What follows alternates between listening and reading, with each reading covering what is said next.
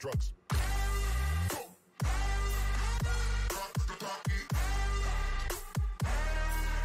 See your girl in the park.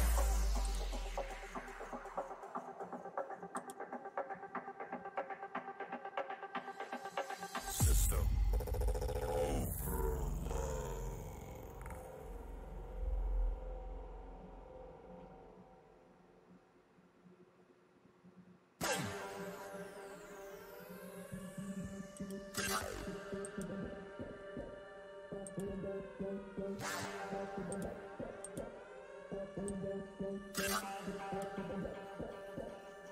overload.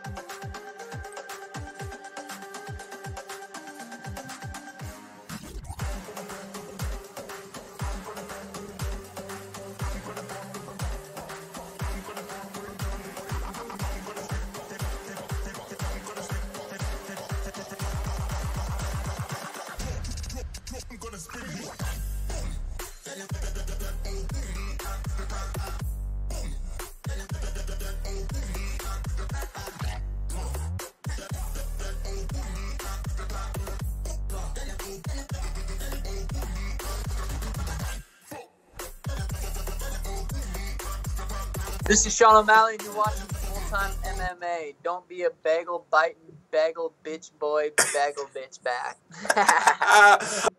What's going on, Full-Time family? It's time to start the show where it is 1 p.m. Eastern. Last night I said 12 a.m. Eastern. I was thrown off. But we're here now. We're live. It's Tuesday. We got a lot to talk about. It's the week before McGregor versus Khabib. You can see we're just 4 days away from UFC 229.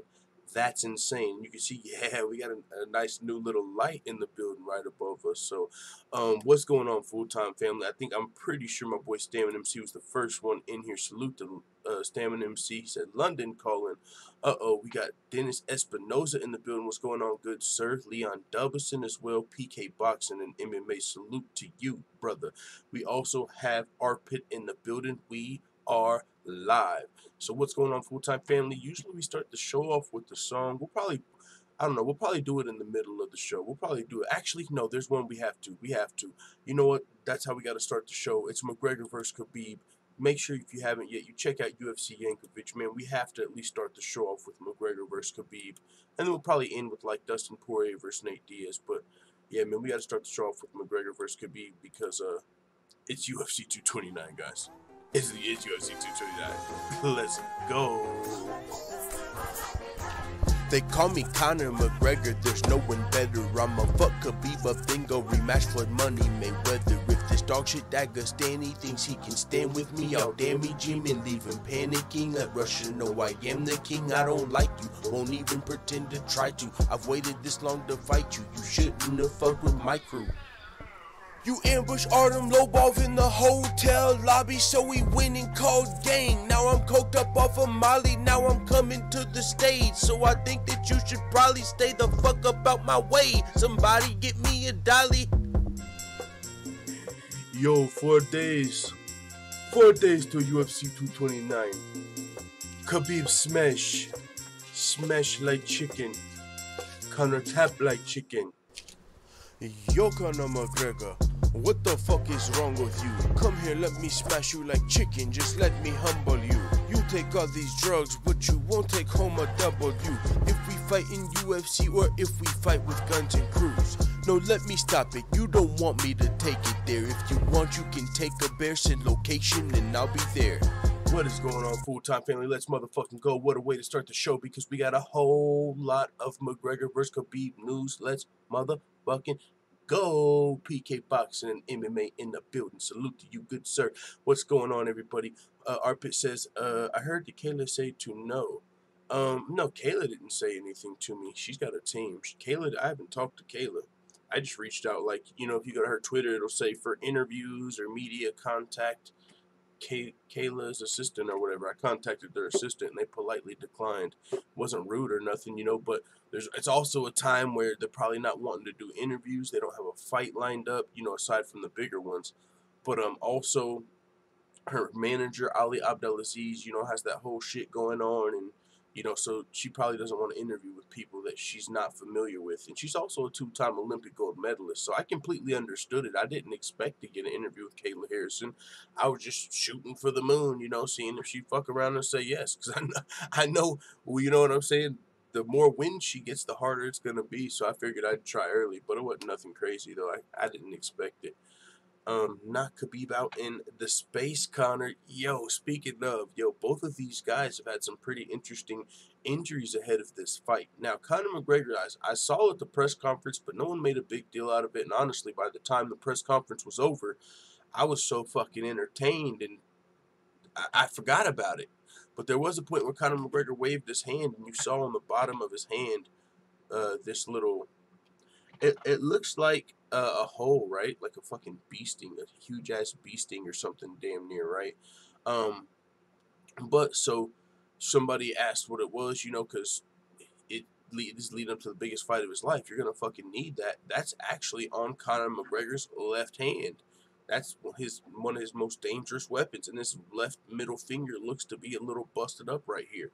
And with that being said, he says, only the strong survive around in this game. I was fighting a 90-kilo fighter, Ian Pascu. He's a great, solid fighter. They call him the bomber, like me. Sometimes I spar without a gum shield. 90 kilos. I know Kamaru Usman, what, he's welterweight, and his shit says like, what, 77 kilos, so he was sparring with like, what, like a fucking middleweight fighter, and dude had no mouth guard on. He said, I was sparring this guy, the Bomber, and I smacked him with a clean shot, and his tooth embedded into me. A man's tooth embedded into me knuckle. Welcome to the fight game, the real fight game, not that tip-tap shit you see so much of. You got to get in and do it. You're either going to do it or you're not going to do it. Make a decision. It is what it is. Ooh, Conor McGregor going bare knuckle in there with middleweights and shit. Yo, Conor the legend. What are we talking about? Yo, that's funny. No, but he said his knuckle. That's not your knuckle, right? There's the under part of your finger right here, your knuckle. He said his knuckle got embedded in the dude's tooth. This looks like under McGregor's middle finger. You see that? And it's on his left hand, so that's a little concerning. But, as much as that is a little concerning, motherfucking Khabib just did an interview and he looked like he'd been getting his shit smacked around in sparring. And you would imagine that's the case leading up to one of the biggest fights of your life. But, not this soon to the fight. Now, we got to be careful. I don't know exactly. This interview was released recently, you know, where Khabib was talking. But his face didn't look this bruised up in his most recent interview that I saw. I believe he was talking, well, actually, he was talking with Ariel Helwani on the phone. We'll have to see Khabib in public, but when he spoke with ESPN, man, his face was bruised up, and specifically on that right side where, you know, Conor McGregor's a southpaw might be trying to land. But either way, his face is bruised up and he's getting clipped up in sparring. And of course, you're going to be doing hard sparring. You're training for the biggest fight of your life, the biggest opportunity of your life. You're going to have to get in there and put in some real rounds and do some legit sparring. You know what I'm saying? Especially for a guy like Conor McGregor. You're going to have to get in there and get some looks you're not familiar with. You're probably going to get clipped up in sparring. But the fact is, that motherfucker, whoever was sparring with you, was getting through. And there ain't no way that they were going as hard with you as McGregor probably will be in a real fight. Probably had headgear on.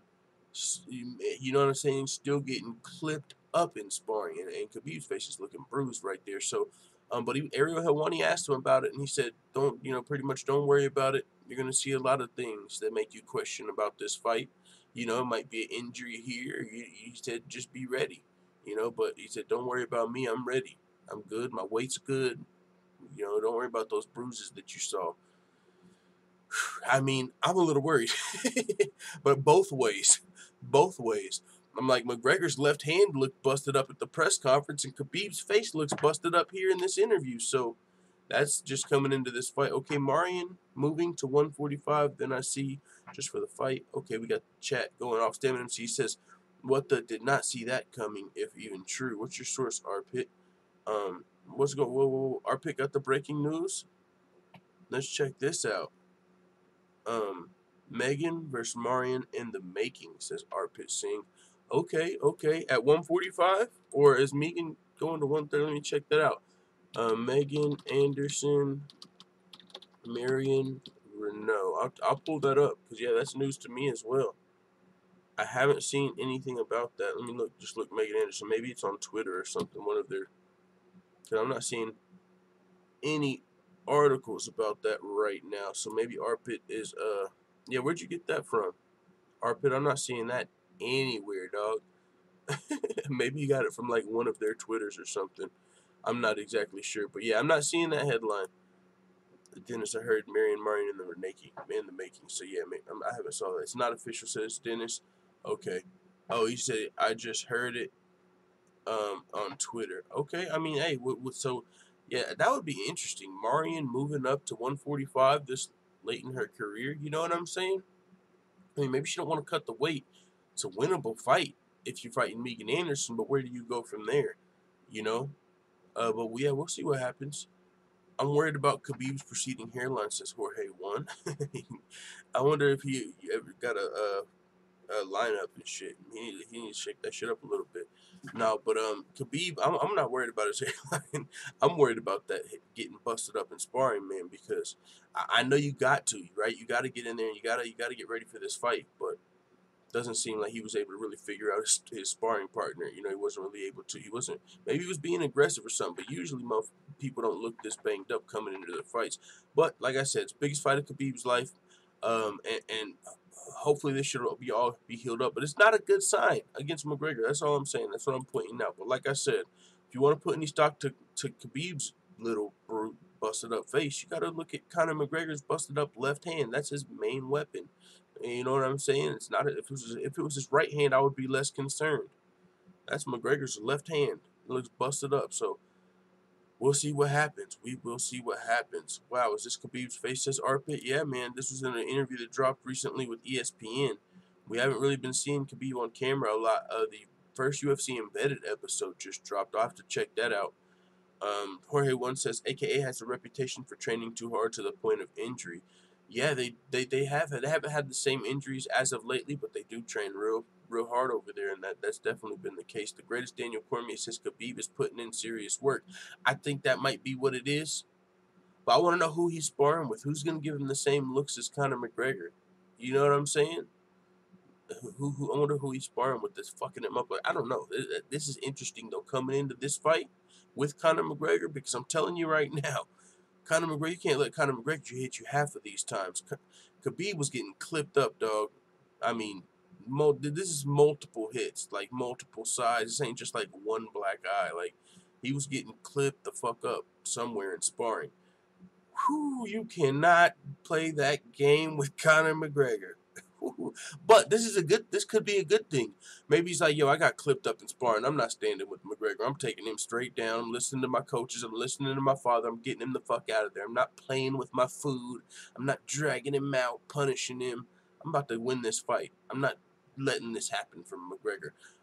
Marcus Bell in the house, the greatest Daniel Cormier, a.k.a. has the greatest training regimens in the world. They know what they're doing.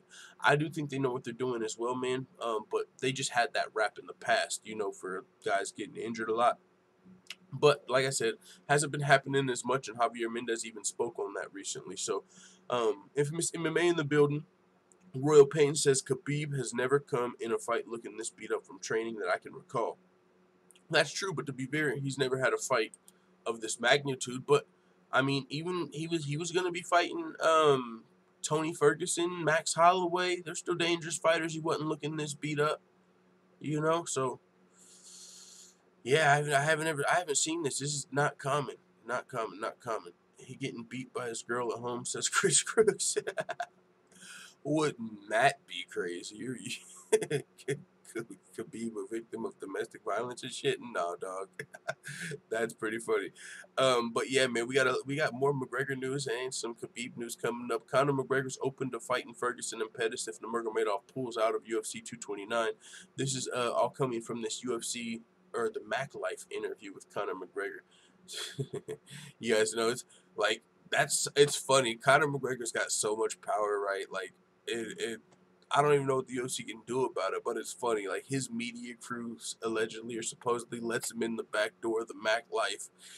I haven't heard any sanctions on the Mac Life. Like, McGregor got his own media company and shit, and they can just, like, let him in for the worst event in UFC history to occur. You know, like, they said it was the Mac Life guys that let him in. And now McGregor's doing media. He's only, like, giving the interview to the Mac Life, which is his company, which is kind of dope. I see what he's, you know, if you're going to at least do an interview, of course you better do it for your own company. You know, that's a big opportunity. The interview with McGregor before UFC 229. But my thing is, it's like Mac Life is becoming one of the premier MMA media outlets. And it's funny because it sticks in my mind, you know, Conor McGregor's boys let him in that back door. Like, I always picture it like a movie, like, go Conor, go go, you know, and one of them's holding the door open and looking back, you know, looking down the hallways, go passing like a bunch of people on. It was like 5 of them or something, right, with McGregor. Go I see that shit like a movie. Mac Life dude sets down the camera. He sets it down before he opens up. He takes the big boom mic off and fucking opens the door. Oh shoot.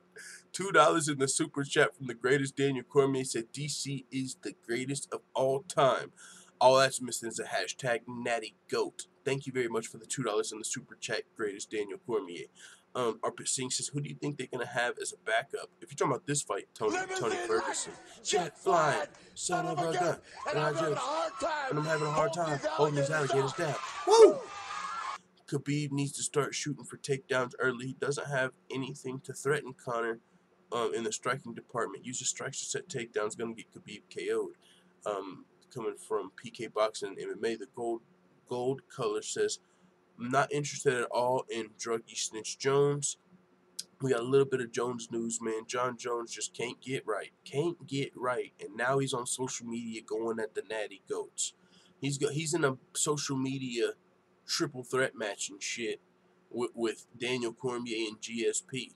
You know what I'm saying? And he's saying some good shit, but at this point, you can't win. You can't win. You know what I'm saying? Like, it came out and people are calling you a snitch.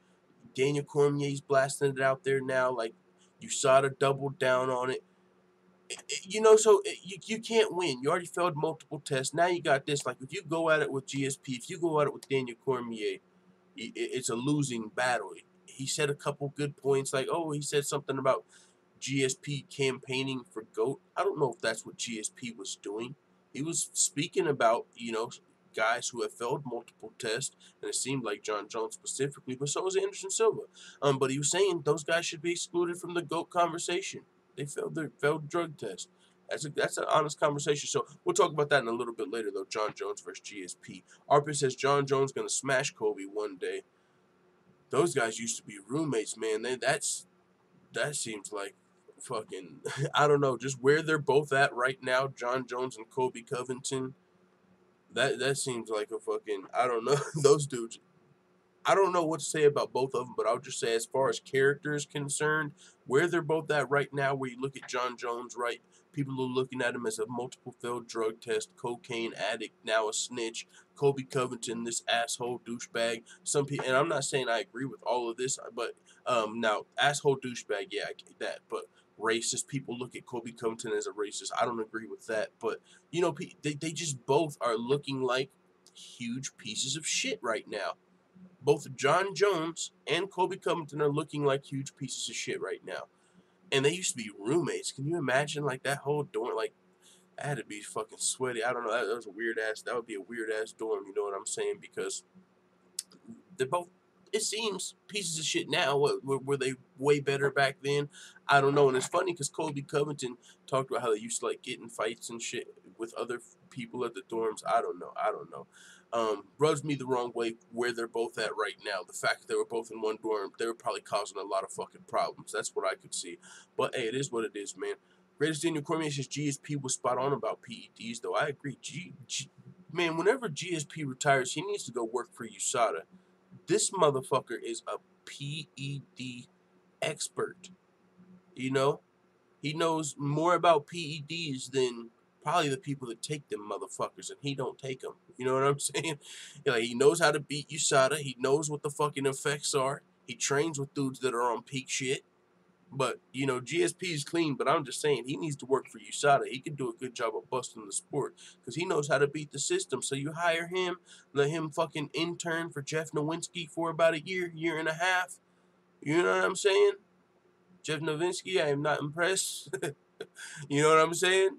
He shows you how it's done. Look, he said he's going to Alaska. Boom. Let's follow his ass. Yo, let's go. Event Main had his message deleted by Jorge 1. Salute to Jorge 1. I don't even know what homie said, but I know Jorge 1 ain't fucking around. Oh, shit. We got people in here motherfucking on some crazy shit. PK Boxing and MMA says, I can't wait for Covington to be smashed by Woodley whenever it happens. Royal Payne says, the great Kobe Covington, what did he say, 100 times out of 100. Kobe's awesome, says greatest Daniel Cormier. Man, he's polarizing. Some people love him, think he's entertaining, think he's funny. Some people agree with the shit he says. That's the funny part. Like, you know, some people look at it like it's entertainment, right? Like, remind you of some old school WWE shit. But some people, like, agree with him, like, fuck yeah, Kobe! You know? Everything, like, so. But there's, of course, now there's the flip side of that.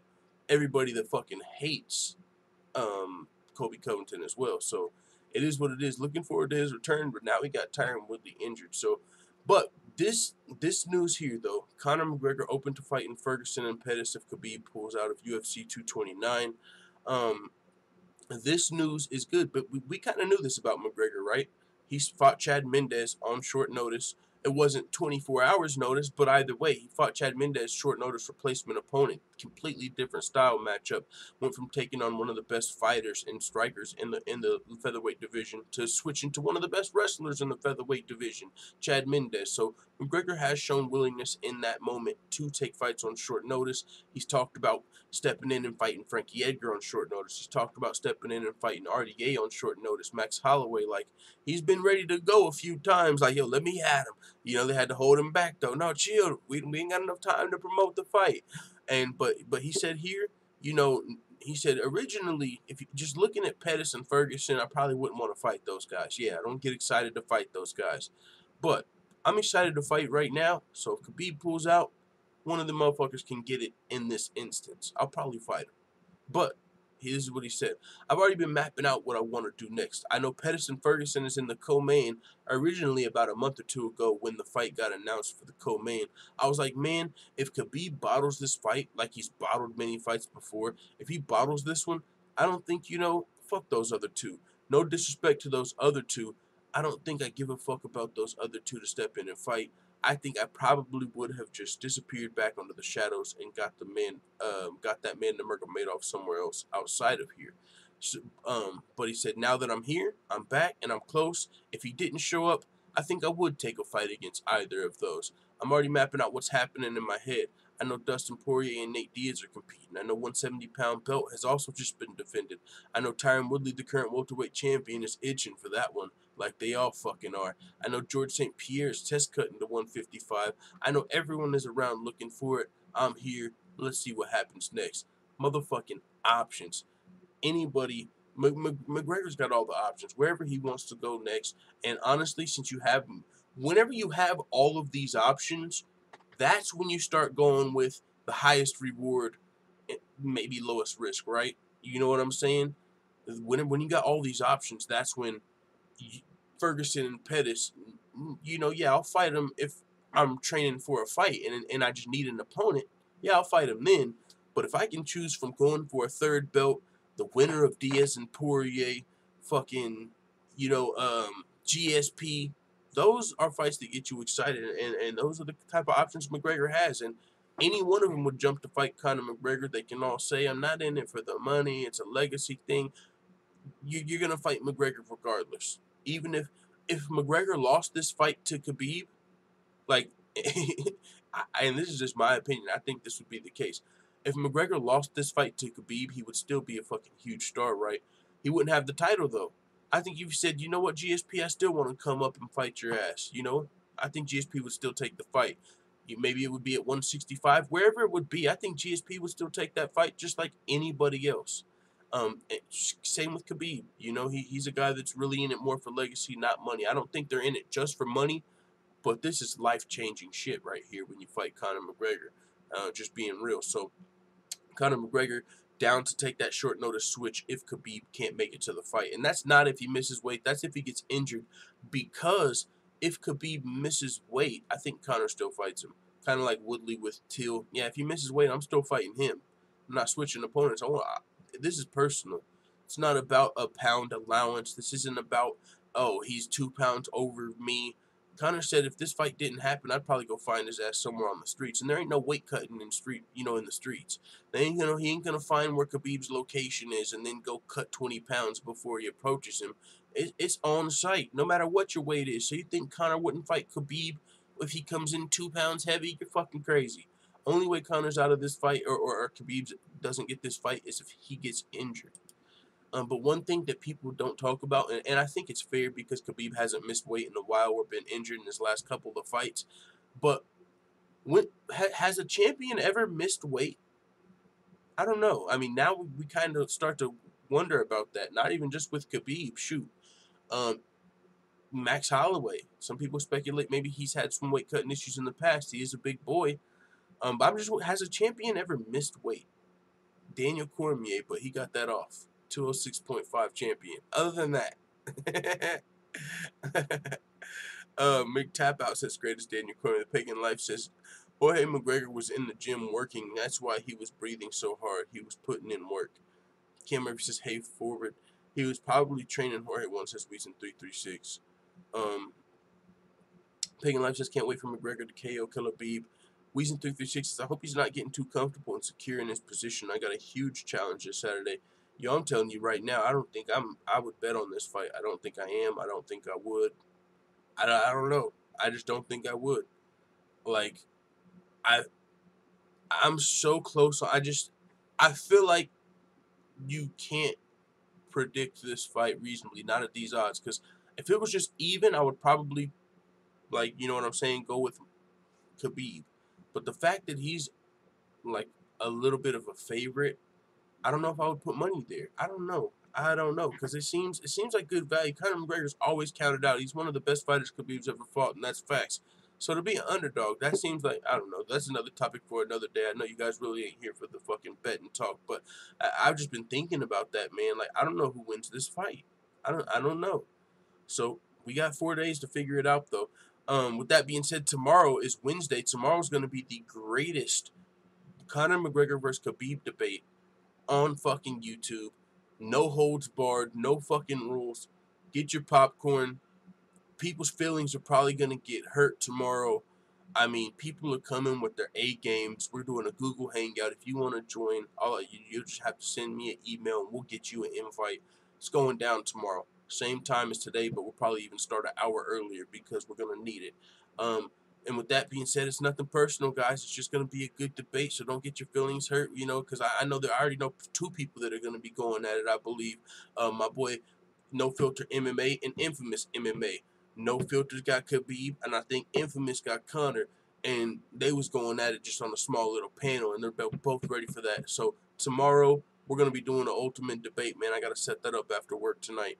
So let's fucking go. Stylebender's a future champion, says forward Stylebender is a motherfucking beast. Weezen 336 says, if Conor is for real, I see Khabib getting slipped. That could very well happen. And then you've seen Khabib's face bruised up, right? You know what I'm saying? Shit with the little one. I'm just saying. But so is McGregor's finger on his left. I'm just saying, what the fuck is going on? Holy shit, you guys, what is going on? Royal Page says, too close to call for real. Can't count out the Celtic Ross. Given your name says, I'm starting to lean more toward more and more to McG. Khabib seems like he's underestimating him. Come on, says Arpit. Sugar Show and the Style Bender were added to UFC 3. Oh, that's super fucking dope. 12:31 in Houston, Texas, says Pagan. Hey, it's 12:31 where I'm at too. So with that being said, yeah, man. Conor McGregor also said, you know, he's irritated with the circus shows. He kind of went off, you know, in this interview. For one, he was cutting weight. Some people were making jokes that Conor McGregor didn't even have the cardio for this interview. Not only is he cutting weight, but for all we fucking know, he could have literally just been training before this video. Now, he's not just drenched in sweat, but he's cutting weight. And so I'm not looking at this interview and saying Conor didn't have the cardio for the interview, although it's kind of funny. But he was irritated in this interview, and he said some shit about, you know, I don't know what people fucking want from me. You know, I'll read it. He said, what the fuck do they want? Do they want me here to fight, or do they want the comedy roast special? I want both, personally. Personally, I like the comedy roast special and the fight. But that's me. And I know you bet, you know, you can't have your cake and eat. That's just me. I love the comedy. All right, that's my bad. Do they want me here to fight, or do they want the comedy roast special? That was the situation with this press conference. They wanted the world tours. They wanted this and that. I'm a bit confused what the fuck they're asking for here. 1 minute, there's too much talk, and there's not enough action, and there's not enough fighting. And then when it's fighting, it's not enough talk. So look, with all due respect to everyone, fuck everyone. I'm just here for my own self. This is something in me that I'm just itching to get in there and compete and do what I do best. So McGregor irritated. You know, I don't give a fuck what they want. I don't care if they want the comedy. I don't care if they want the fight. I'm not worried about none of that shit. I'm going to do what I do and focus on this fight. If it's funny, it's funny. If I win, I fucking win. But that's what I'm worried about, man. Fuck everybody's opinions. And but to answer that, he said, what the fuck do they want? Do they want the comedy roast special, or do they want the fights? I think a majority of people, the casual fans who want the comedy roast specials, right? They want the drama. I'm talking about the eyes that the UFC is trying to target. as far as casual fans. They're trying to get people to buy the pay-per-views. Not us hardcore fans, right? We're fine with just the fight. We don't give a fuck if there's comedy roast special or not. Now, I definitely love a good comedy roast. You know what I'm saying? But I do think that is what people want. As far as a majority, I think they want that fucking wild McGregor. If he just came in there with Khabib and just answered questions from the press and he wasn't over the top, I will knock him out. Well, when do you predict? Oh, can't really predict this one, but I'm gonna try and knock him out. Like, that shit would have sucked if Conor McGregor just came in there. Like, that's not, in my opinion, that's not what people really want. They don't want I mean, people say he looked like an asshole and a jackass and he was wild and drunk and Conor McGregor is the worst person on the world. I get it. People who feel that way that really don't like Conor McGregor. But that's what makes you not like him. That's what makes you tune in. Honestly, if he never did any of this, you probably wouldn't give a fuck about Conor McGregor. So with that, I mean, he has done some great things in the sport, but that doesn't mean a whole lot. Amanda Nunes is about to be fighting for a second title. She's got to win over fucking Ronda Rousey. There's no Amanda Nunes hysteria. You know what I'm saying? Just because you're fighting for a second title, just because you beat, great fighters or big fighters, that doesn't put you over. Conor McGregor's fucking press conferences, everything about McGregor is what really makes him who he is, including the motherfucking comedy roast.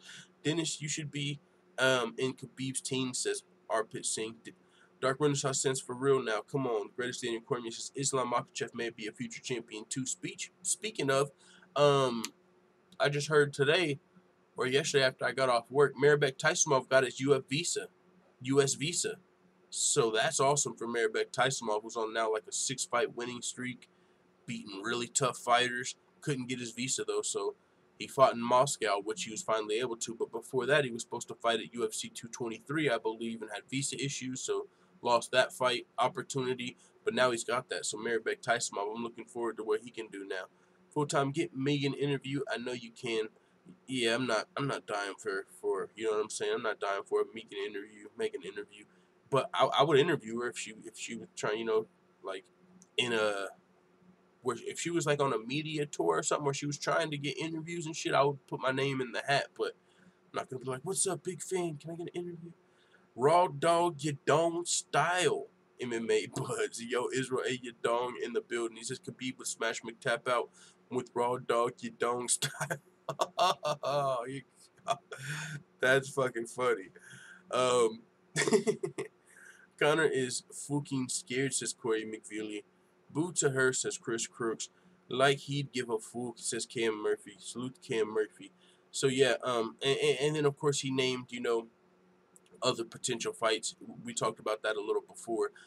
He said there's of course the co-main event, Pettis and Poirier. He said if it wasn't the co-main event, he probably wouldn't be too interested in those guys. But of course, not Pettis and Poirier, fucking Pettis and Ferguson. He'll fight one of those guys if Khabib pulls out. But other than that, he's talking about the winner of Dustin Poirier and Nate Diaz. He's talking about GSP. He's talking about Tyron Woodley. So we'll see what's next for McGregor if he wins this fight. What if McGregor loses this fight? What do you guys think would be next? That's a good question. On Ariel Helwani, he mentioned Anderson Silva, Mayweather, and Diaz. Man, he's just throwing names fucking out there. Holy shit, I wasn't even thinking about Mayweather. But yeah, Anderson Silva. Oh, let's go. I don't even give a fuck about size. Nothing. I want to see it. Fuck it. McGregor can't make it to 185. I don't think he walks around fucking at 185. But I want to see that fucking fight. I don't know. I mean, right? Anderson Silva's kind of older. I mean, oh yeah, by the way, that's why I gotta be out of here in about an hour. I started the show early today, so I'm gonna be going for about an hour and a half, so about 50 more minutes, probably, maybe even less, because I gotta download all my fucking podcasts for work today, and I want to download the whole MMA hour and listen to all that shit. So I haven't heard that interview yet, but Conor McGregor versus Anderson Silva, I'm in. I don't give a fuck what you're talking about. I know it's not realistic with the weight divisions, but I'm in. I am not interested in this fight, says Arpit Singh. Dennis Espinoza says the Irish peasants. Hold on, I gotta scroll back over. My shit's All right, here you go. This is the Irish peasants were at risk of both starvation and the loss of their homes and farmland by 1848. 1 million people. Oh shit, Dennis Espinosa in here with the facts. Yo, he says, as Ireland's main crop, the potato represented the poor farmer's meager livelihood, sustenance, and means of paying rent to the landowner. Ooh, holy smoke, he said about 1/8 of the Irish population had perished. 1.5 million immigrated, mostly to the United States. Well, hey man, Dennis Espinosa in the chat dropping that motherfucking heat, dropping the facts, dropping the news. That's breaking news, Dennis Espinosa. Corey McVilly says, true, my grandparents were a part of that. Fook the Irish says Chris Crooks. Oh shit, he said Fook the other side. He's team Khabib. Israel A says delete, delete, delete. UFC followed by obsolete. Obsolete. Bellator's on the rise. Fuck y'all talking about.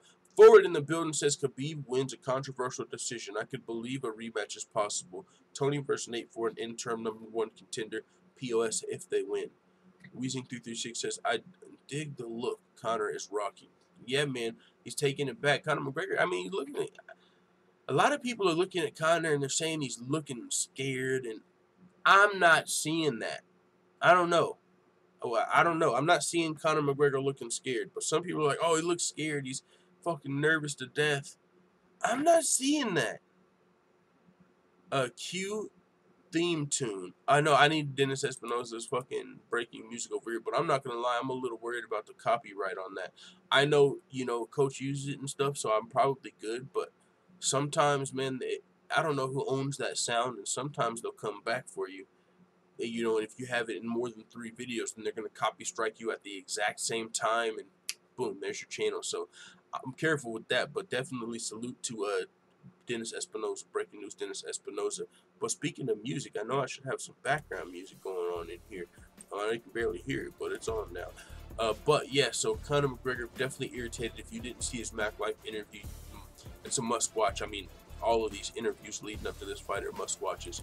But Cian Cowley, who is also the fighter that had charges pressed on him during the Dolly attack, he's the other guy that got arrested with McGregor. He said real fighters know that Conor McGregor will be victorious at UFC 229. I don't know what the fuck this guy's talking about. Real fighters are torn. There's a lot of fighters that are saying Khabib, and there's a lot of fighters that are saying McGregor, and all the fighters that are saying McGregor are not fake fighters. You know what I'm saying? You think Daniel Cormier is a fake fighter? Do you think he's picking McGregor? Come on. What are you talking about? Do you think, you know what I'm saying? Like, so that's, and then you can look, who's a fake fighter? Who's a fake fighter? You tell me. I could ask for some names, but I don't want to throw anybody under the bus. But who's a fake fighter? I guarantee you there's some fucking fake fighters that are picking Conor McGregor. So, and biased much? Biased much? You're Conor McGregor's fucking right hand aside from Artem. You're like his A1 day one. You're riding for McGregor. Of course you, but what? What are we doing here? But no, I just thought it was interesting because this is the dude that was riding for Conor McGregor during that Dolly incident. He got arrested with McGregor and shit. But he's saying real fighters know Conor McGregor will be victorious. He says, people are so quick to forget about Conor's ability, where he's been, the fights he's been in, the level of opponents he's faced. Every time he's been matched against these lads, always the same bollocks talk. I don't know how people don't see that. Think about it, the Mayweather fight and all that's happened since then. The Alvarez fight must be 2 years ago now. He'll be a different fighter now than he was then. It's a long time ago. He's matured as a fighter, especially after what he's been through with Mayweather. He had 30 minutes with Mayweather, and he had a whole camp involved with that fight. It's different level type shit. He said it's not like that. It's more like there's some mad hate there towards them or anything like that. It's not like that. It's more about putting the hard work in and having the wars in the gym because you can't deny hard work. He says, then we'll let the fighting do the talk on the night because that's what we're best at. Conor's the best in the world, bar no one, and that's what he's going to prove next Saturday. Now, like, this is the thing about Conor McGregor and his gym wars. Clearly, he's turned into a fucking beast with SBG, but you know what it kind of reminds me of? And it's almost disrespectful to make this comparison right now. Motherfucking Edmund Tarvarian, you know how he had like one prize student, Ronda Rousey, like she was the greatest fighter, but other than that, he didn't have a whole lot of success. When you look at SBG, like, I mean, they do got James Gallagher, right? But he's in Bellator, but he's not really looking great in the moment. You know, he was undefeated, but I mean, aside from Conor McGregor, who do you look at over there? Like a title contender, a future champion? You know what I'm saying? And I say that because they say iron sharpens iron, right? And so, yeah, Conor McGregor's going in there and fucking training. I'm sure training his heart out, training fucking his ass off. I'm sure. But you're not training with the likes of Luke Rockhold. You're not training with the likes of Daniel Cormier. You're not training with the likes of fucking Cain Velasquez and all those killers at the state-of-the-art institute that is AKA. You know? Like, Conor McGregor's got a lot of shit stacked against him. And yeah, I'm sure he is training hard in there. I'm sure he is giving Cian Cowley all he can fucking handle. I'm sure he is banging up Artem Lobov. But there's levels to this shit, like you're saying. He said that's different level type shit. That's different level type shit. Who are you training with? But, you know what I'm saying? There have been fighters, one-off fighters that come from camps that don't have as talented fighters with them. I'm just saying, though. He says, we're all here to see that, the whole team. I'm behind Conor 100% in everything inside the ring, outside the ring. I'm over his shoulder the whole time. He's a big thing for our country, huge. Not only as a fighter, but as an Irishman as well. That's what we're all here for, support. Watching the greatest unfold and watching him slap the head off of his lad on Saturday. The Irish are back on top. He said there will always be jackasses giving it this and that. You're never going to get rid of them. The real ones know. The real fighters, I think the real fighters know, to be honest. If you look at anyone who came out and said anything about the fight, the real solid fighters that don't claim to be this and that, they're all saying what's going to happen. The real ones know, and everyone will know Saturday. So I was seeing Cowley, Conor McGregor's right-hand man, a.k.a. motherfucking Road Dogg. Got arrested with him in the whole Dolly incident. Maybe a little biased, but either way, saying real fighters know. But I'm sure there's probably some real fighters out there saying, what the fuck does this guy know about real fighters? You know what I'm saying? But, hey, it is what it is. Now, that's a lot of McGregor news, but of course there's two sides to this fight. We got Khabib Nurmagomedov, and he's saying he believes his manager would choke out Conor McGregor. You know, and his manager, Conor McGregor, came after at the end of the he said, where's Noah? Terrorist snitch. Conor McGregor was coming after him, and Khabib is saying, whoa, Conor McGregor, what the fuck is wrong with you? Abdi will choke you. Ali Abdelaziz will choke you the fuck out. He will humble you. Holy smokes. Ali Abdelaziz does get down. He does train with these guys, his fighters. He rolls with his fighters. He trains with these motherfuckers, wraps their hands and all type of shit. We saw Ali Abdelaziz with Kamaru Usman getting in a fucking crowd brawl with him. He's riding. He's your manager.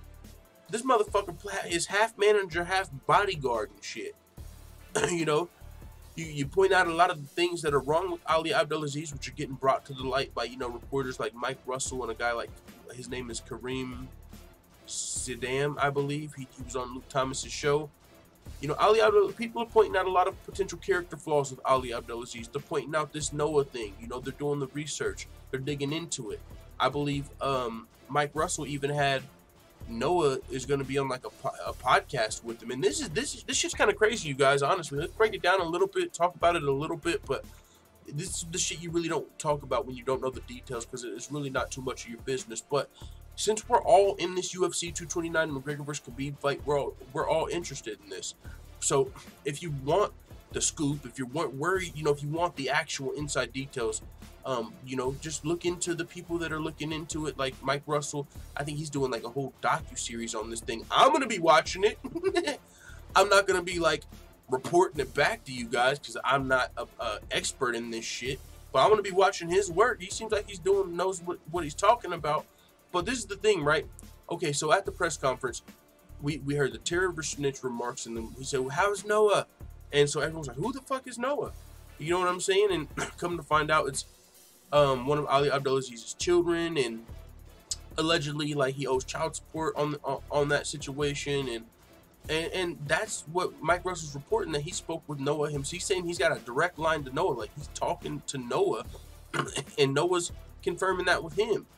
But then somebody who I'm a big fan of, right, Kayla Harrison, went on Ariel Helwani's show and was like, no, he talks to Noah all the time, I think. Like, I think he sees Noah all the time. Like, I think they're good. Like, I don't even know what they're talking about.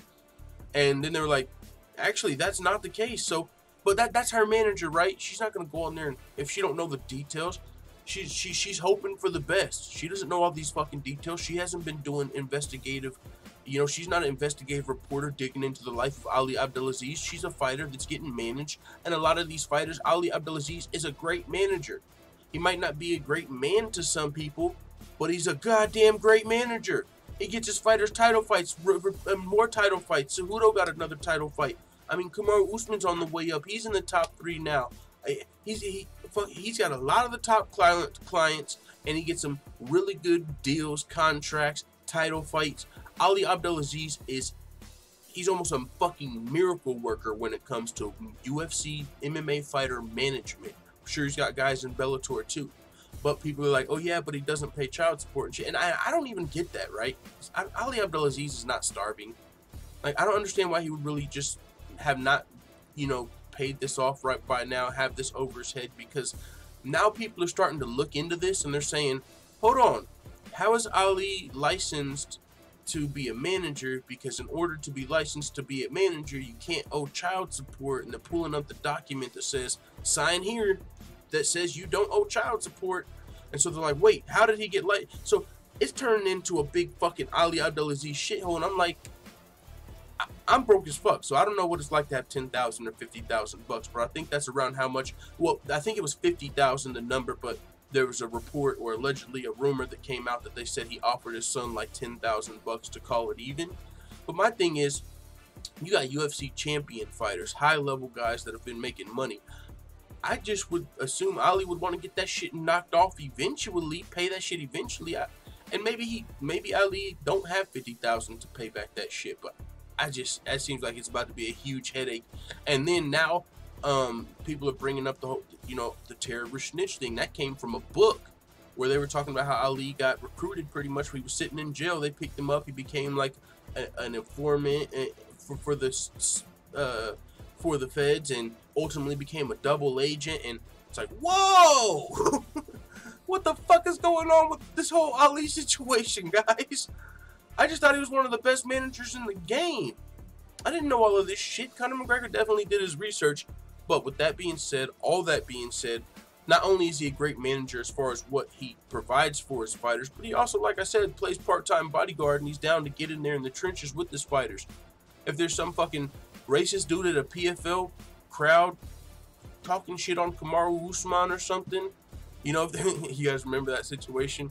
Like, supposedly the dude was like kneeling for the national anthem, and then still, that was a whole weird situation. Either way, if there's a crowd brawl and he's your manager, he's got your back. He's gonna train with you. He's gonna get you good opportunities. And Khabib believes that, you know, he's rolled with Ali. He believes that he'd probably choke Conor McGregor out, man. He says, I'm not public, you know. I'm not politic, you know. I'm a professional athlete. If he have a problem with my manager, he can talk with him. He tried to catch me with something like this. He'll never catch me. He can fight with my manager. My manager 100% gonna choke him. He's a black belt from Renzo Gracie. If you have a problem with my manager, talk with him. I don't have a problem with his manager or his father or with someone. I have a problem with him. I'm going to fight with him. Talk with me. I want to play devil's advocate so bad and be like, you sure you don't have a problem with Artem? But I'm not gonna do that. I'm not gonna do that. Not just win, smash. He says smash, smash everything, submit, beat heart, mind, everywhere. He wants to fucking smash Conor McGregor physically, mentally, emotionally, fucking therapeutically. He just wants to fucking smash this guy. 5 days, we have to wait. And after all, we will see who is the real champ, who is the real king, who is the real Burger King. Yo, Khabib not fucking around. It's about time to talk about GSP versus Jon Jones. But first, let's pull up the chat. We got Jorge One. He says, I had to go to London once because Yusuf Islam Cat Stevens was on a terrorist list and couldn't call me to LA. Cat fucking Stevens. Like the most chill dude in history. I don't know nothing about that group though, or what crimes they committed, says Given Sure Name. NY Buff says, since Valentina is headlining MSG, what a girl that is 4-2, one fight in the UFC, does not deserve the main event in my opinion. I was thinking about that. I don't know if it's because they're not super confident in WMMA headlining or what, but the UFC has now, and this is just me, it feels like they're not confident. If maybe they are, but at least they don't want it to be only Valentina, right? She's a big name, a big female WMMA name, right? One of the biggest. But versus Nico Montano, they were still scrambling to get a main event for UFC 228.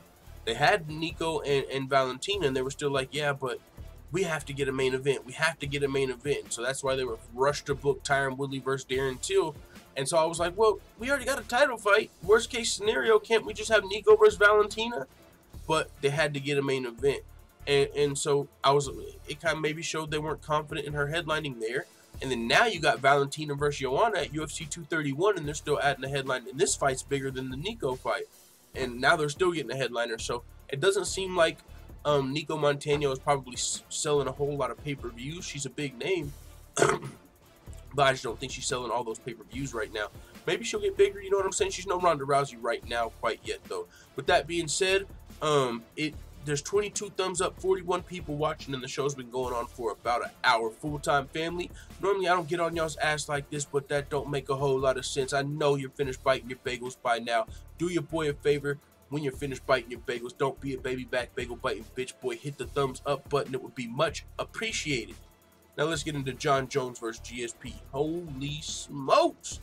Recently, George St-Pierre came out and he wasn't really pointing any elbows, but he was pretty much saying steroids definitely play a factor into your performance, even if it's just a fucking head kick. The performance enhancing drugs enhanced that shit. And he was saying guys that do have performance enhancing histories, they should not fucking be in the GOAT conversation. You know, maybe campaigning for GOAT a little bit. Like, hey, not Jon Jones, not Silva. Let's talk about me and DC.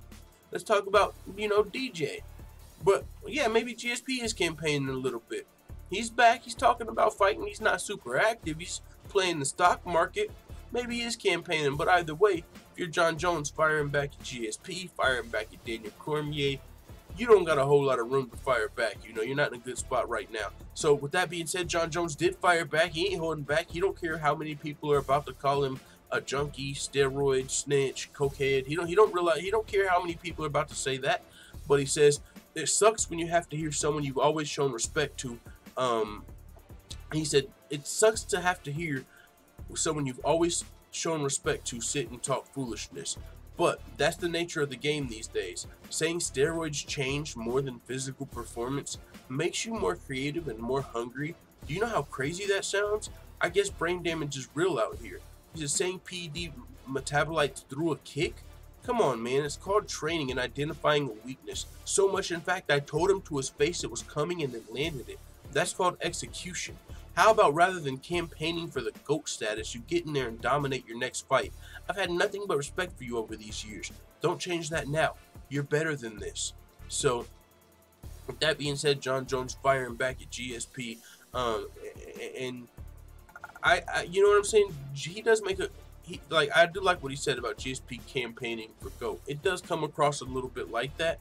But at the same time, Jon Jones he's failed multiple drug tests. And if we're talking about GOAT, unless you believe he's really innocent, and there probably are some people that do believe that. I really do believe some people believe Jon Jones isn't a cheater. Yeah, he might do coke and he might be a snitch, but he's at least not cheating. I don't know where these guys come from, man, honestly. Fucking Team DC, let's go. No, but I'm just saying, Jon Jones, also he was going at it with DC on social media recently. But this is the thing, man. This is the thing. Jon Jones is cleared to fight. You did what you had to do, what you felt like you had to do to get back here in 15 months.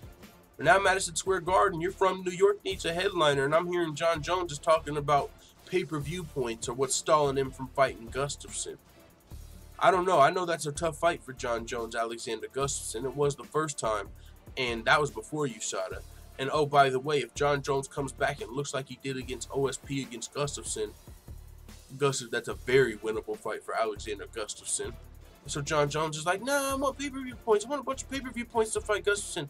Beggars can't be choosers. You're not in a position to be demanding pay-per-view points here. Yeah, Jon Jones should get some pay-per-view points, but you can't, let's say there's 100 pay-per-view points, right? And the UFC's like, all right, John, we're going to give you fucking 5% of the pay-per-views because we know you were the champion, and we'll say 10% just to be nice. And John's like, no, man, I want 25. Dude, are you fucking crazy? You know, it's like people renegotiate, and the reason that normally I wouldn't even question this. Jon Jones, okay, maybe he's not getting what he doesn't feel like he's getting what he's worth. But it just so happens that he's looking at a potential really tough matchup with Alexander Gustafsson. And this could be a tactic to stall the fight. To stall the Gustafsson fight. Because he probably, I don't know. Do you think Jon Jones wants smoke with Gustafsson right now? I'm sure he would way rather fight Daniel Cormier. But I don't think DC's going to take that fight. And Jon Jones is going to have to fight someone. So I think it'll probably be versus Gustafsson. I wish it could happen at UFC 230. But it might be 232. We'll see. But with that being said, Daniel Cormier said that he's probably getting stripped soon. We heard this in Ariel Helwani's report when they were talking about booking Romero versus Gustafsson, short notice, light heavyweight title, but they didn't because then Jon Jones and DC wanted to fight each other at light heavyweight, and so, holy shit, the UFC 230 main event drama has been crazy. But through all of that, we heard the UFC was talking about stripping Daniel Cormier. Now DC's coming out saying, I'm pretty sure I'm going to be getting stripped of this light heavyweight belt. So he said, though, that he's open to defending it. But he was probably talked out of that. Probably doesn't make the most business decision. If you lose at light heavyweight, that really shits on your heavyweight fights, Brock. You know, I don't know. That's what I've heard from people like Chael Sonnen and some people that are in that circle. You know what I'm saying? That really know what's going on. But with that being said, DC now he's pretty sure he's going to be getting stripped. And I'm sure he's fine with that. You know, I mean, in DC's plans before even the Stipe fight, he said, if I can beat Stipe, I'm looking at 2 more fights. And both of those were at heavyweight. It was Jon Jones and it was Brock Lesnar. So I don't know how long he planned on holding on to this belt without defending it. But there's not even many guys at light heavyweight to defend it against now. You don't want to fight Gustafsson. Anderson's fighting Latifi. So, you know what I'm saying? Not a whole lot going on at light heavyweight for DC now. But now Jon Jones is coming back, and that could have been a possibility. But the time frame didn't work for DC. So now we're looking at Jones versus Gustafsson. And that's where we're at now, man. This shit has been crazy. I can't wait until they officially announce the main event for Madison Square Garden. Even if it's just Nate Diaz versus Dustin Poirier for the 165-pound title. Fuck it. We ain't getting another fight, but we're getting a whole new division. Let's go. Super fighter division, like Nate Diaz called it. But this is what DC had to say about getting stripped. I imagine they're going to take that belt because I'm scheduled to fight Brock Lesnar at heavyweight. I can't fight it at 205 first. I'm pretty sure that they'll take that title. If I fight with Brock Lesnar, the amount of money that brings and the prestige that brings is your fallback plan. That's a pretty good one to have. So he said, I can't turn this off. It's what makes me uniquely me, my competitiveness and my desire to fight and compete against the best in the world. And at the bottom of it, no matter how much I talk garbage about that dude, no matter how much I disrespect him, he's still one of the greatest fighters ever. And I've never not said that. He's a phenomenal talent. He's a fantastic fighter. He's just a cheater. And ultimately, that fault, that he's a cheater, does not deter me from wanting to compete against him again. I thought in the past DC said that he didn't want to fight cheaters. I'm not sure. But either way, I mean, with USADA, you know, y'all fight a dude that was cheating, but hopefully they're clean. But, yeah, DC's open, and he said that, though. He said after Daniel Cormier got his belt back and after Jon Jones knocked him out and failed the drug test, Daniel Cormier was not the one that came out and said, oh, I'm the GOAT, I'm the champion, this motherfucker's a cheater. He held that L still. He said, I fought plenty of dudes that were probably cheating in the past, and I beat them, so I'm not going to use that as an excuse. So DC, I mean, even if you're cheating, DC's going to come out here and try and fucking beat you, and that's fucking remarkable. I say that. I've been thinking about that. Like, for these champions to be champions, especially reigning champions, right? And beating guys, not everybody's clean, right? Not everybody's clean. So if you're Daniel Cormier and you're beating everybody except Jon Jones and you beat guys at heavyweight and some of them were cheating, you're a fucking beast. You're fucking all natural and you're beating motherfuckers that half of them are cheating. Like, right? Khabib Nurmagomedov 26-0. Never failed a fucking drug test, but I'm sure he's beat some guys that were cheating. You're a fucking beast. You know what I'm saying? There's some beast out there, man. like Daniel Cormier. You know, only person you lost to in your career was Jon Jones and fucking never failed a drug test. That's pretty impressive. Cam Murphy says, I don't know why they just don't let him defend the bleeding belt even once. Arpit Singh says, how can this happen? Can somebody clear this up? I went to MMA fighting and UFC 230 main event. They got posted up Chris versus Luke. Yeah, that's probably just a typo. I mean, not too long ago they had Rose versus Joanna scheduled on UFC.com.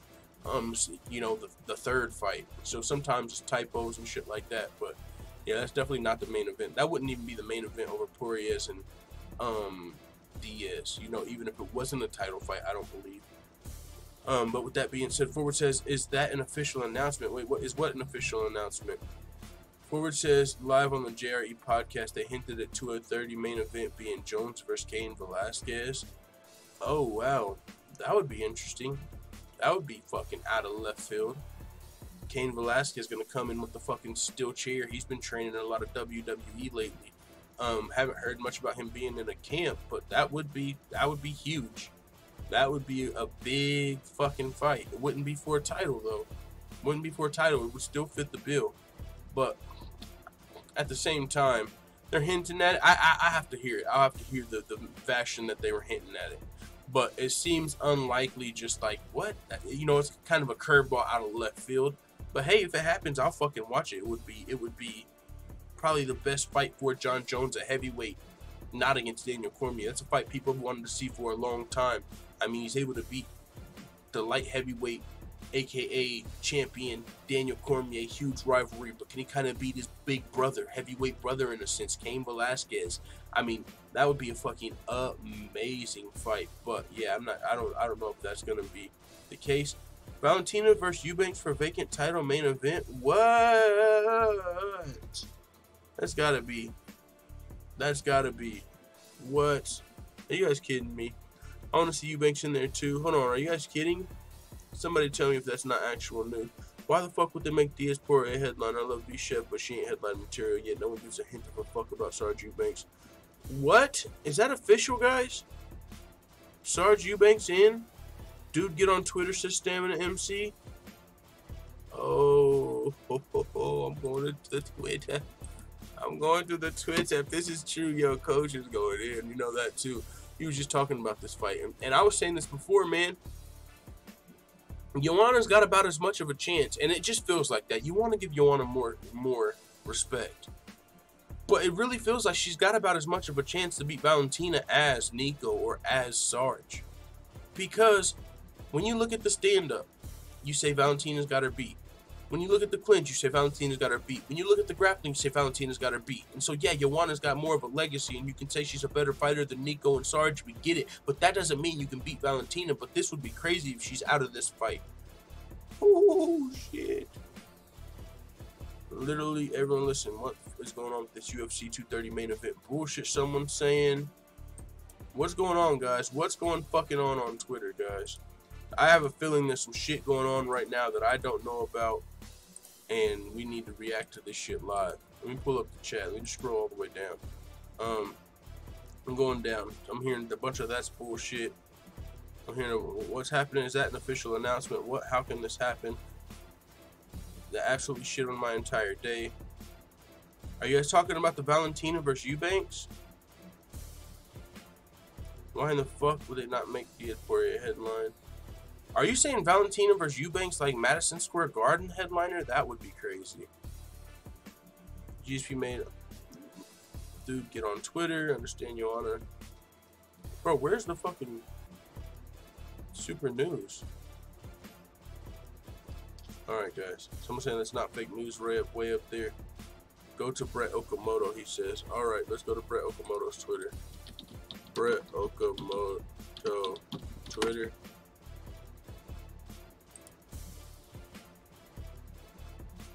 Dana White tells me Shevchenko Eubanks is a done deal, but I've now been told there was a miscommunication between one of the parties in the UFC about agreements that have not been officially signed. The UFC has offered it, but it's not signed. Valentina versus Sarge for vacant flyweight title will headline UFC 230 per multiple sources. Valentina's flyweight title up from 231 to MSG. Plus face Joanna, that may change too. But now he's kind of backtracking though. He says, Sarge versus Eubanks for the that's fucking crazy though off the tops. Like, that's almost like fucking nails on chalkboard. What the fuck? Shevchenko versus Eubanks at the top of 230 out of fucking left field. Sorry guys, I'm not excited about that. I'm glad there's some miscommunications going on though. Woo! This UFC 230 main event drama it's really too much. It really is. I can't even. I mean, we went from Jones versus DC to Jones versus Gustafsson to Romero versus Gustafsson to fucking Jones versus Stipe to fucking Joe Rogan's podcast hinting at Jones versus Velasquez. Now we're fucking over here hinting at Shevchenko versus Eubanks. But we're talking about Diaz versus Poirier at 165. Like, do you guys realize how much fucking craziness is going on with this main event? Oh my god. Oh my god. What the fuck? Yo, but now let's read this freshest tweet. UFC President Dana White tells me Shevchenko Eubanks is a done deal, but I've now been told there was a miscommunication between one of the parties and the UFC.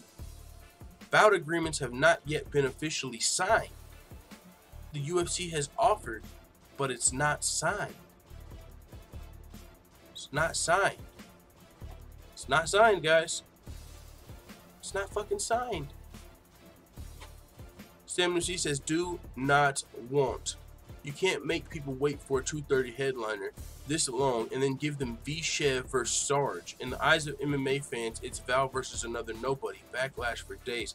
Oh, this would be dog shit. I would literally way rather have a 165-pound title, Diaz versus Poirier, with no fucking addition of this fight. I would literally rather have them open up a new division over fucking night. Put Diaz and Poirier in there. Sorry, Tyron Woodley. I know you're going to be pissed because we got this 165 division, and now Diaz and Poirier are fighting for the title. Winner's probably going to give McGregor a GSP. Oh, that sucks for Woodley. But I would rather all of that shit happen than this. Than fucking this. I can't even believe it. Coach will get to the bottom of this real quick, says Damn It MC. Yeah, he's got the contacts with Roger, and I'm probably even Sarge Eubanks, so he'll probably hit them both up. Now, yo, what the fuck? But it's not signed.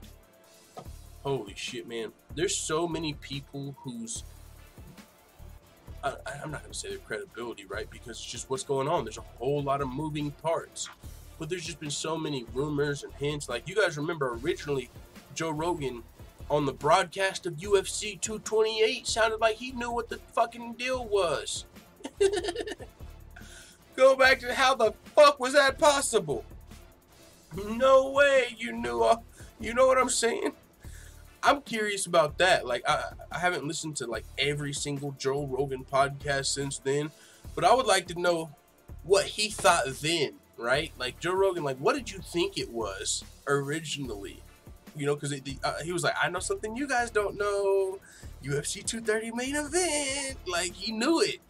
And now we've had a fucking whirlwind of main event possibilities and fucking light heavyweight, super fighter division. Fucking now we got female flyweight.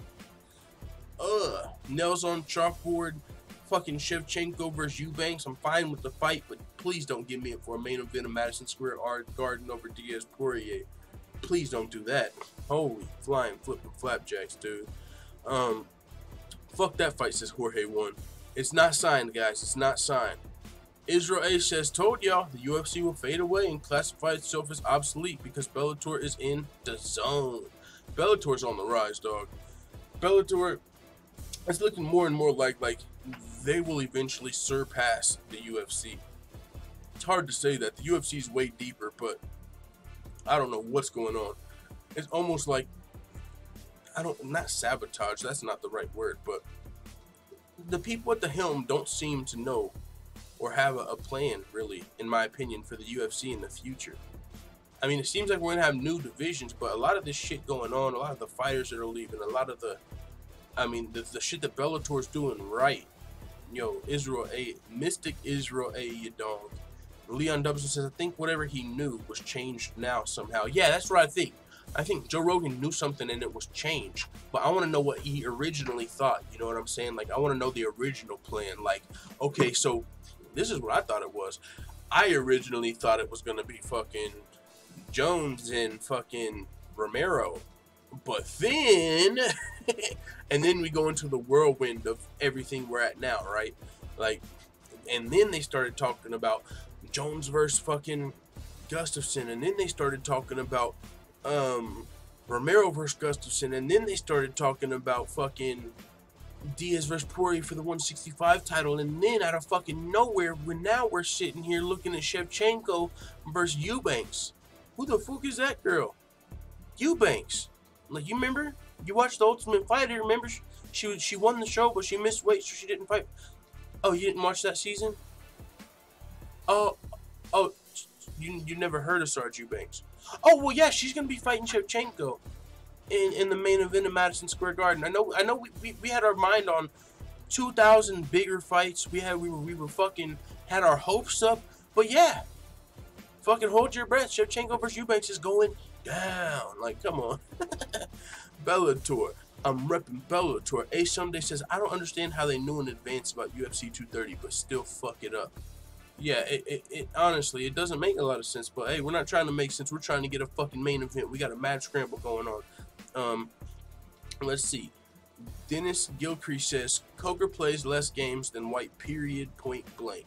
Yeah, he plays less games, it seems, but maybe once they get bigger, who knows? Maybe you start playing those games. But Coker's got a good rap, and he always has, so hopefully he'll keep it there, but who knows? Maybe eventually Bellator gets big enough to where fucking Adidas or some other company's like, hey, guys, hey, you guys want $1 trillion per year?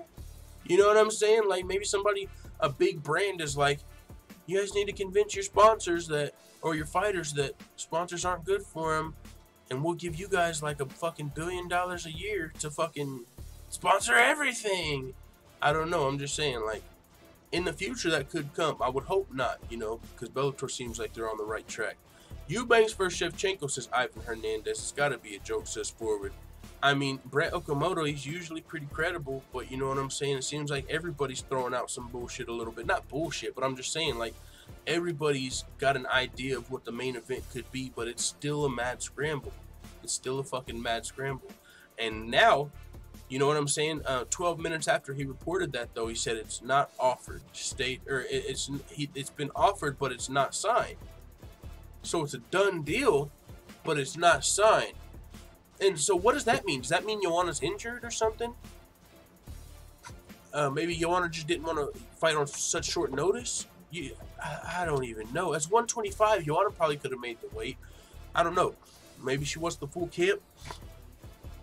But I just feel like even with the 165 title, we had better options than this fight. I just hope this isn't it. Forward says fake news. Brett Okamoto's not known for throwing out the fake news, but he did correct himself shortly later and said it's not official. It's not signed.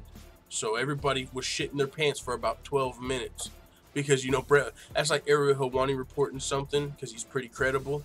And you're like, oh, what the fuck? And then like 12 minutes later, he's like, my bad, guys. My bad. Yo, Brett Okamoto had everyone shitting their pants for about 12 minutes. Chris Crook says the UFC is just a mess, it seems. Too many fake USADA flags, injuries, bullshit main events. Just forcing all the fighters down your throat like the Wii forces Roman Reigns. Dennis Espinosa says, wow, that happened to Joanna? Sarge in charge, Twitter. Let's pull this up. Let's pull this up over here. From Stamina MC. It's signed. UFC 230, November 3rd. Iconic Madison Square Garden for the women's flyweight title. Big thank Mick Maynard for giving me my shot. Ali Abdelaziz for being the best manager in the game. Yo, Ali Abdelaziz is literally the best manager in the game, right? He's kind of like Jon Jones of managers. He's kind of like, yeah, you might not like what he does on the outside. You might not like the fucking Noah terrorist snitch allegations. But holy shit, this mother motherfucker is connected in the game. You got Henry Cejudo, the rematch. You got Sarge Eubanks, a Madison Square Garden fucking main event. It's Ali Abdelaziz or bust. Holy shit. I didn't know that was her manager, dude. What the fuck? Yeah, guys. But this came at 11:12. This was way earlier. Brett Okamoto is saying a lot recently the UFC's offered it, but it's not signed. So, of course Sarge is going to sign. Sarge has signed it. But this is the thing. I don't think Valentina's team, if you heard Roger on Coach's show when we spoke with him, he said they don't want to fight someone who they have to worry about making weight. If we fight somebody, it's not going to be somebody we have to... Because Sarge Eubanks, I'm sorry, she's a great fighter. She's actually a lot better than her record shows. She's a very talented female flyweight, formerly fought at bantamweight. She's a great fighter, but she missed weight for her first title fight. Or she was supposed to be fighting Nico Montano for the inaugural title. She missed weight, and Roxanne Modafferi had to step in. She was hospitalized due to her weight cut. She didn't miss weight. She was hospitalized due to her bad weight cut. So now, what the fuck if Valentina is headlining this fight and Sarge misses weight?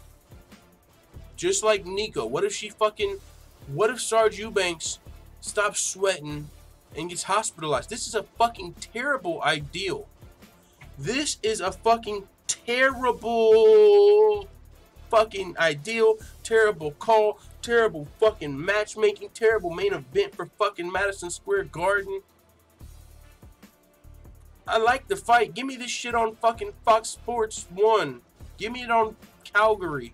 Put this as the co-main event on Calgary. Get the fuck out of here, dog. John Doe said, what did I miss? You missed Brett Okamoto and Sarge Eubanks reporting that Shevchenko versus Eubanks is now the main event for Madison Square Garden. But Okamoto says that it's offered but not signed now, so we're hoping that it fucking comes out that this is some big misunderstanding, and hopefully Valentina's team turns this shit down, honestly. Hopefully Roger's like, listen, we're not doing this shit again. We already told y'all. We're not fighting someone that's gonna miss weight. We want to fight Joanna, motherfucker. That's a bigger fight. You already told us. It's already scheduled. I thought that shit was official, so we're gonna scrap a co-main event of a pay-per-view so we can fucking put together this shit show on this main event because we don't want to open up a 165-pound division for Diaz and Poirier, or throw together fuck. What the... Whoa, guys, this is not good news to fucking be coming at right now. Exactly, Joanna Jędrzejczyk. I wanted to see that fight. She didn't have... Joanna can win versus Valentina. It would be really fucking hard. It's not even like a puncher's chance where she's gonna knock her out. Joanna's got like a 10% chance to win against Valentina Shevchenko, but still, I wanted to see the fight. It's a bigger fight. It was already fucking promised. Not promised. How fucking shitty did that sound? It was already fucking scheduled. It was slated. We were all already on Joanna versus Valentina in MMA. Now we're fucking never, because if we don't do it now, when will we fucking ever get it? So then if Valentina beats Sarge, and then what, is Joanna the next #1 contender now? Like, ugh. I really want to take my fucking hat off and throw it, because I fucking hate this news. I'm glad Brett Okamoto came out 12 minutes later and refuted that shit. Hopefully there's a big fucking monkey wrench that gets thrown in the game. This is a big drama show, fucking shit show, main event, mad scramble. Dennis Espinosa says, we recently learned that Shevchenko was due to fight former strawweight champion Joanna at UFC 231, but by moving the date from December to November, evidently Joanna won't be ready. Instead, it looks like Shevchenko versus Eubanks is on November 3rd. Seriously, ESPN's Brett Okamoto has the report. Yeah, he does. He does have the report, but I'm fucking hoping that it's not signed yet. I'm hoping Shevchenko's team is like, no, fuck you guys. I don't think they'll do that, because Shevchenko's like, I'm gonna be winning either way. But Roger did say they don't want to fight someone if they have to worry about missing weight. Sarge made weight in her last fight, but did she make 125 or 126? She's got to make 125. I don't know, man. This is some bullshit. John Taylor says the UFC is trolling. Yo, I'm not I'm about to throw my tinfoil hat away because I think that got me in trouble in the past. Maybe I'm just paranoid, but I'm not into fucking conspiracies and shit like that. But I'll say this, man. The UFC, you know, they got new owners, right? Fucking entertainment group and shit. Maybe they are trolling the media. Like, yo, we're about to turn this shit into a shit show. They think they know what's coming. You guys remember, like, and shout out to my motherfucking dog, Alpaca Thesaurus. I mean, I don't know him personally. I've never spoke with him, but I enjoy his YouTube channel. The Newt, you know, Alpaca Thesaurus, the YouTube channel, he breaks shit down, like the psychology and shit. Like, he broke down Joe Rogan's micro movements and shit whenever he said he knew what the main event was and he was standing next to Anik and standing next to Cormier. He broke that shit down like, yo guys, it's probably about to be Jones versus DC, Madison Square Garden. They're probably about to announce it at the McGregor vs. Khabib press conference. I mean, a lot of us were starting to come to that speculation. And boy, did the UFC have a curveball for us. Not only did they not announce the McGregor vs. Khabib press conference, but this mad scramble for a main event has got to be one of the craziest scrambles for a main event we've seen in history. We've seen this in the past, you know, not as many moving parts as here, but at UFC 222, we had Cyborg vs. Kunitskaya because we needed a main event, right? Frankie Edgar fell off. And so we needed a new main event. Not Frankie Edgar, Max Holloway did. So Frankie Edgar stayed on to fight Brian Ortega in a non-title fight. But we needed a title fight. Cyborg vs. Kunitskaya got the job done. Well, then go to UFC Dallas, Till versus Woodley. They're putting that fight together because we need a title fight. And well, not a title fight. We already had Shevchenko versus Montano, but we need 2 title fights for this card. They don't believe in Shevchenko's selling power, right? Clearly, and that's what I get. That's what makes them part of the most sense to me. Clearly, they don't believe in Shevchenko's ability to sell a pay-per-view by herself yet. She's got a lot of fans, but probably not that are going to support her pay-per-view yet. And whatever the fuck that is, for whatever reason. But they needed another main event for UFC 228, Woodley versus Till, and lucky they did that, or else Shevchenko and Montano would have fucking fell off, and that would have been... Could you imagine if Shevchenko and Montano were headlining UFC 228 and Nico fell out? They would have probably had to cancel that pay-per-view. So Woodley and Till came through. Now we have a fucking mad scramble here, and this is the maddest I've ever seen, man. Dustin Poirier says, we got a response from Dustin Poirier. Yo, we're covering this shit live. Let's see what's going on here. We got a Damon Martin. He says, you really blew it, Nate. Oh my God, what's going on? This shit is really going down right now, you guys. What? If Nate Diaz does not fight fucking Dustin Poirier after all of this, oh my Lord. He played us, you guys, if he's out. He really blew it, Nate. Nate Diaz originally signed up to fight at 155 pounds, so if he's not wanting to fight now because the UFC won't open the fucking division overnight, that's going to piss me off. I like the Diaz brothers. I like what they went through. I love the fucking story. I get it. They're finally got what they deserve. But are you fucking fighting or are you not? And I'm cool if you say, all right, I'm waiting on McGregor. That's going to be the only fight. But don't be stringing us along talking about fucking bike season and talking about boxing and talking about this fight and talking about this and then announcing a fight with Poirier and then, oh, I don't like that they announced McGregor versus Khabib, I'm out of here. And then he stays on, oh, I don't like that I can't get a 165 title, I'm out of here. Even if it's not for a 165-pound title, man, it's going to be shocking if Nate Diaz pulls out of this fight. Diaz brothers are not known to pull out of fights, back out of fights, be prima donnas. Well, some people might disagree with that. But Dustin Poirier saying you blew it, Nate. I don't know what the fuck that's supposed to mean. All this cryptic shit, man. All this cryptic shit going on. Is Shevchenko versus Eubanks official? What if we end up with Shevchenko versus Eubanks and Poirier versus Diaz is off? Oh. Hopefully by Thursday we got some more clarity on this. I got to go to work soon, guys. I can't believe all this just fucking happened, but that's really toward the end of the show. I mean, I'm going to speed through a few more topics, you guys, real quick. Nate Diaz said he's not excited at all about UFC 230, but he'll be there. This was with TMZ recently, so he's saying he'll be there. He said they don't want Dustin Poirier to fight at 165, and I'm like, what the fuck? Whoever wants it can come get it. You guys are out there spitting the shit out. Let's get a fight. They're trying to have a headline for Madison Square Garden. They don't got nobody else, but they don't want Dustin to fight. So I'm down for whatever they want. All comers. Bring it the fuck on.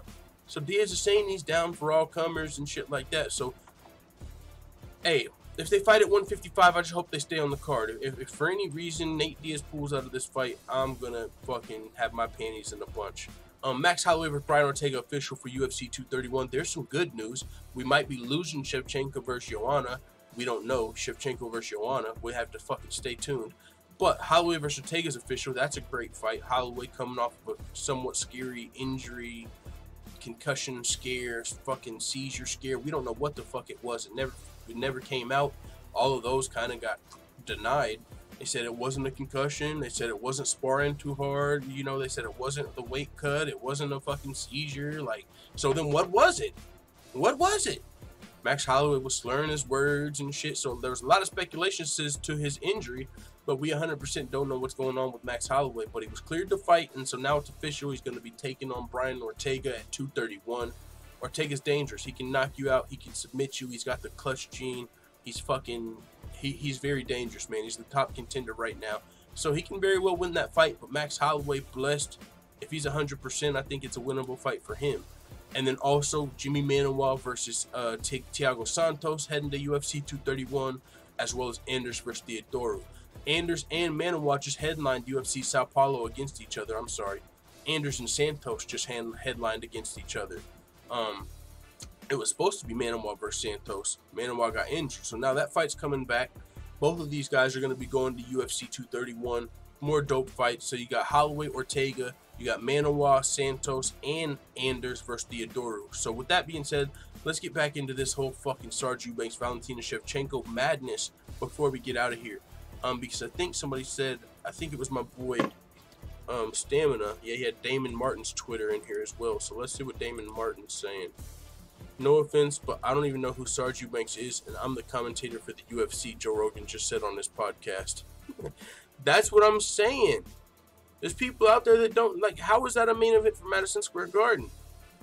And see, this is the thing. Who's he talking to? It's a Sober October podcast.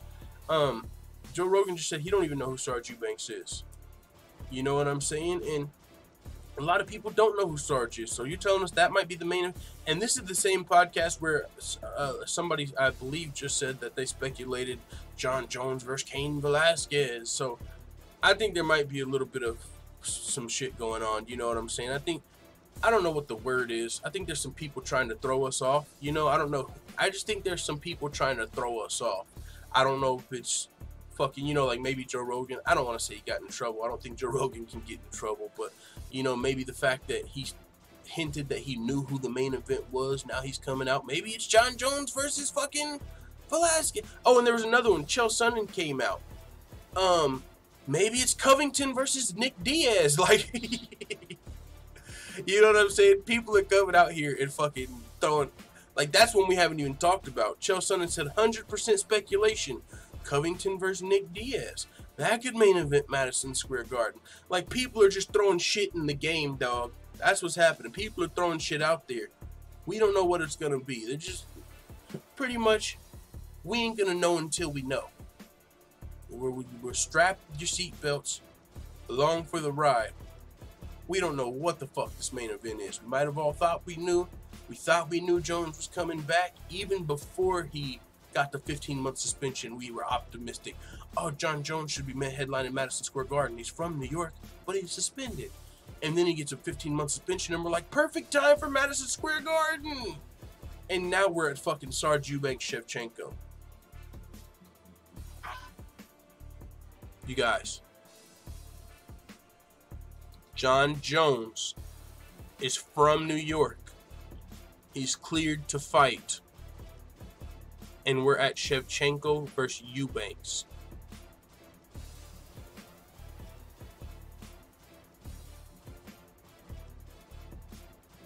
Yeah.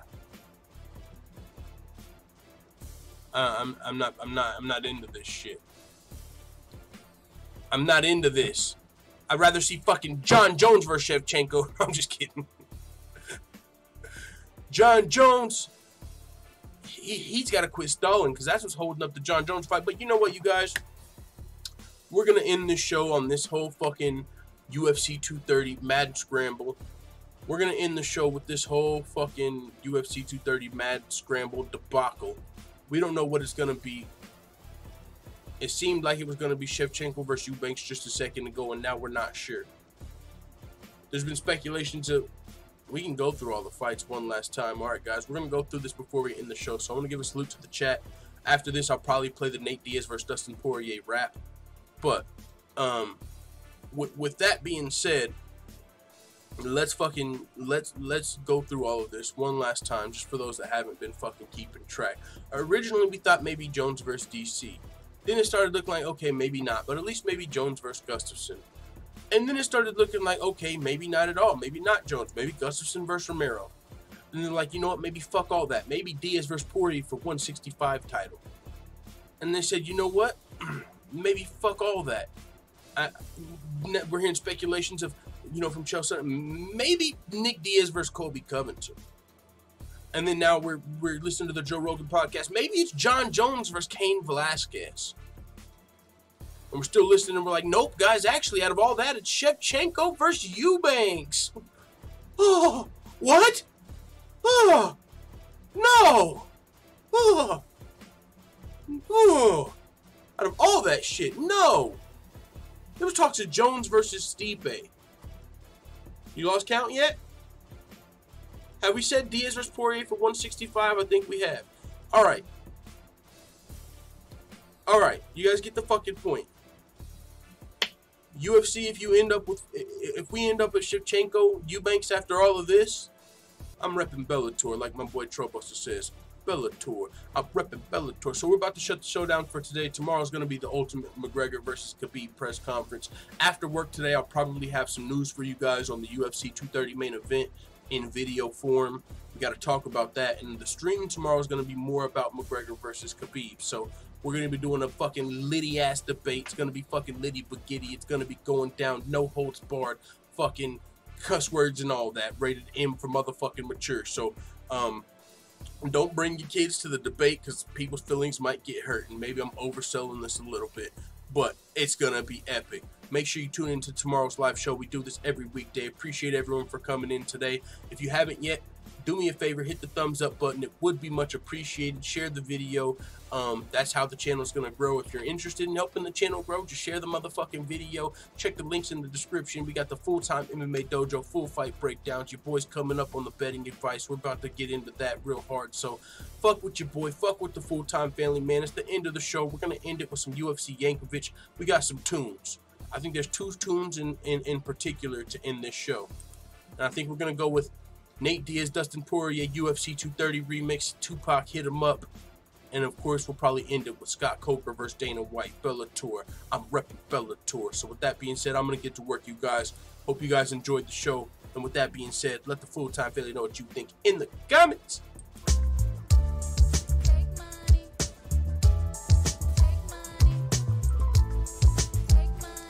First off, fuck Nick Diaz and fuck you, Nate. East side, when we ride, come equipped to bang. You claim to be a fighter, but don't fucking fight. You puff on fat joints, sit and stuff your pipe. I'm an American top team, training hard as shit. Nathan Diaz and the Scrap Pack are some mark-ass bitches. I'm throwing punches up in bunches at your grill. Keep them coming, cause I'm gunning for the kill. You know the deal. Nick Diaz, where's your girl? I heard you beat her. Maybe you're fighting her cause you can't buy a win in the UFC. And Gilbert Melendez currently riding a 4-fight losing streak. Y'all got Cesar Gracie fight team in these streets looking weak. I let you niggas know that it's beef for life. Then let the east side ride tonight.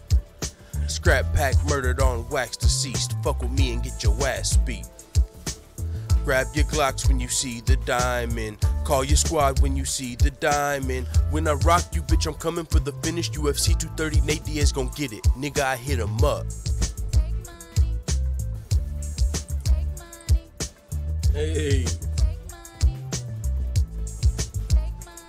Get out the way, yo, get out the way, yo. Dustin Poirier's nuts just dropped, yo. You got the fucking nerve to talk about my brother and this girl. So at UFC 230, I'ma fuck up your whole world. Is it Poirier or Poirier? Cause I ain't never heard of ya. Chokes and slap attacks when I'm serving ya. It's Nate, it ain't Gaethje. No, you can't break me. I broke Michael Johnson and he had your face aching. And I broke McGregor, they both almost knocked your head off. The only way that you can fuck with me is if I fell off. And if I was baked, but since that ain't the case, at UFC 230, bitch, I'm Stockton slapping your face. I hit him up. Hey. Take money. Take money. Let's go, full-time family. Fuck with your boy. Subscribe to UFC Yankovic. We're trying to get it to 1,000 subscribers, man. We're at 821. About 180 away. Once we get to 1,000, it's going to be a motherfucking party. So, if you got the time, take 3 seconds out your day. Go hit subscribe. You ain't got to hit the bell. We ain't going to be bothering your notifications. We upload once every motherfucking blue moon with some heat like this. Bellator. I'm repping Bellator. Let's go.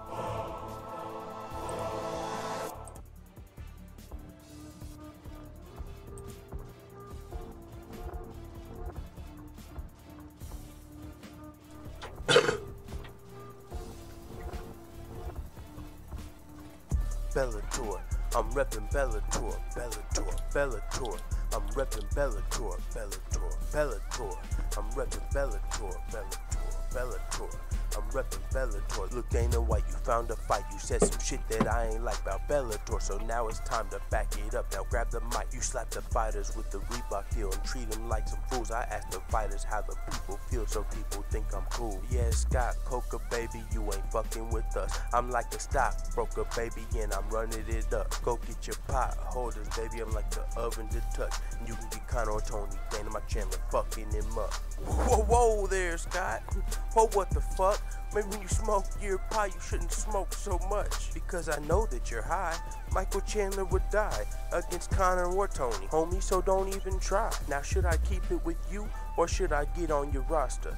Even Jimmy Smith is just a roster imposter. You got James Gallagher, he just wanna be Conor. You got Rory McDonald only cause we didn't want him. You see, Scott Coker, me and you, we are not kosher. You're not a stockbroker, boy, you're a stockholder. What the fuck were you thinking, sending that shitty diss my way? You need to think before you diss. While you're at it, take these